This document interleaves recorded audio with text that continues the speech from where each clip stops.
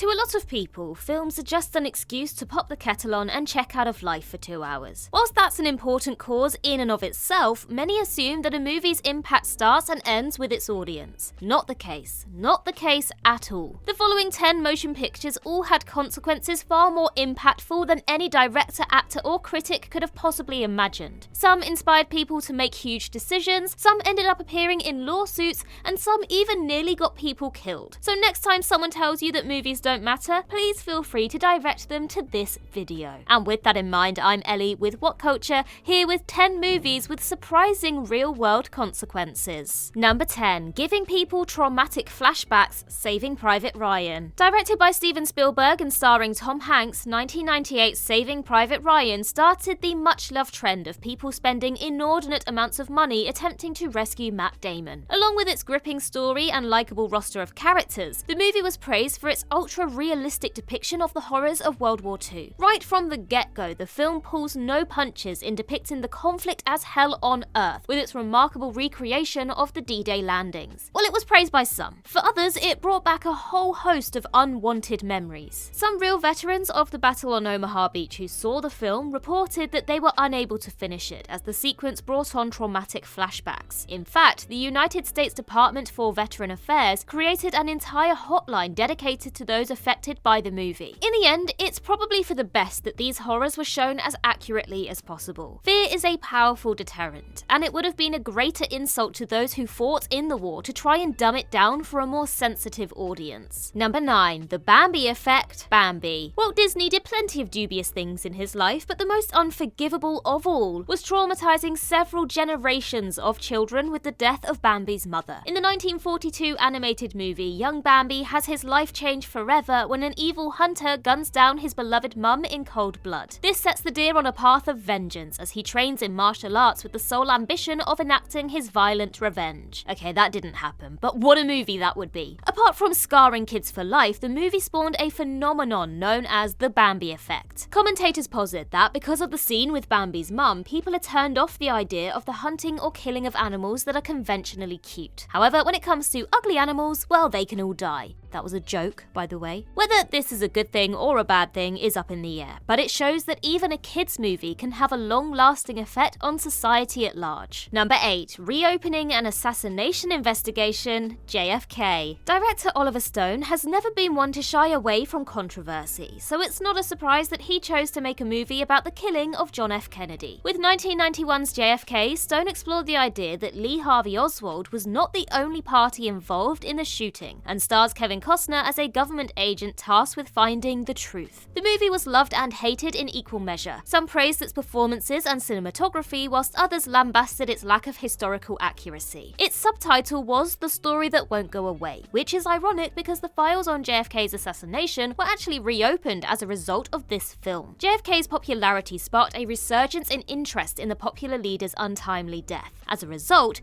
the US government passed the JFK Assassination Records Collection Act, which allowed for the files on the president to be made public in 2017. Without this film causing such a commotion, those files would still be under lock and key today. Are we any closer to finding out what actually happened that fateful day in Dallas? Well, no, but at least we've got something else to read. Number 7. A massive parade, Spectre. Enough time has passed now that we can officially call the 2015 James Bond film Spectre a big pile of dog poo. The narrative was convoluted, the side characters were completely forgettable, and Blofeld as Bond's brother? Get out of town! One of the lone high points of the movie comes right at the start when Daniel Craig's Bond chases down a member of the titular organization in Mexico City. The action is fast and furious, thanks in part to the elaborate Day of the Dead parade going on around the two men. The celebration looks so good that it actually inspired an uptake in people visiting the city around Day of the Dead time. There was just one problem. This parade didn't actually exist. It had been entirely fabricated as a set piece for Spectre, leaving the Mexican government in quite a pickle. Rather than send all the tourists and their money away, they decided the easiest thing to do would be to make the fictional festival a reality. And so, in October 2016, Mexico City hosted its first ever Day of the Dead parade. Mission accomplished, Mr. Bond.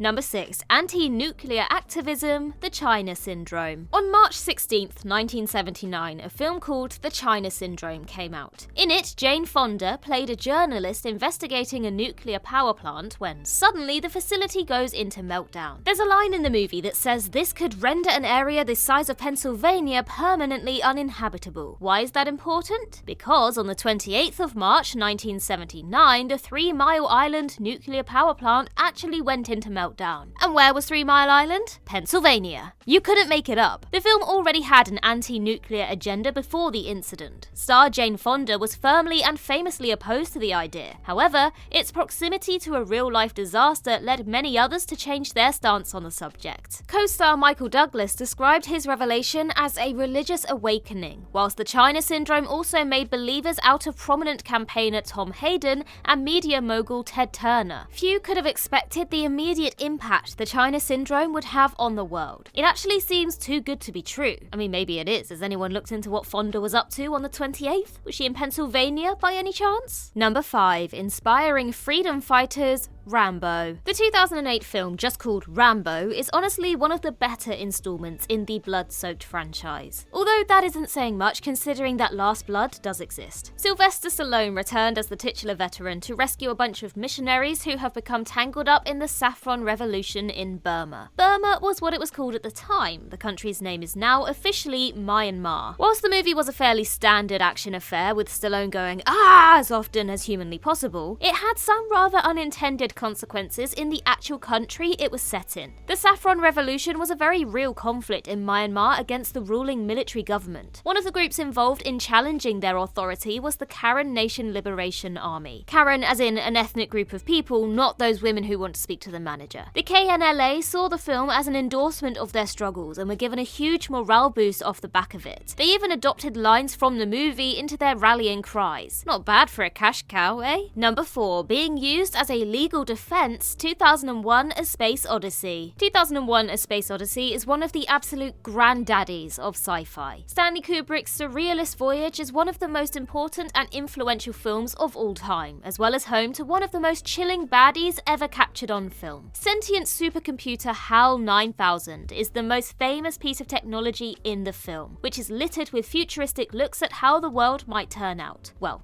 futuristic for 1968. Kubrick's interpretation of Arthur C. Clarke's work was actually more accurate than you might think, as one major company attempted to demonstrate. Samsung got themselves into legal hot water over the attempted release of their Galaxy Tab 10.1 tablet computer. Apple, who felt the design infringed on their own iPad, attempted to block the sale of the device. Samsung countered by claiming that they didn't invent the tablet. This movie did. As part of their actual legal defense, Samsung attached a screenshot from the film displaying astronauts using what appear to be tablets. They claimed that this was proof that Apple couldn't own the rights to the design and that they should be free to sell theirs. I mean, it didn't work, but you can't blame them for trying. Number 3. Catching a Murderer, The Passion of the Christ. Mel Gibson. Nothing else to add?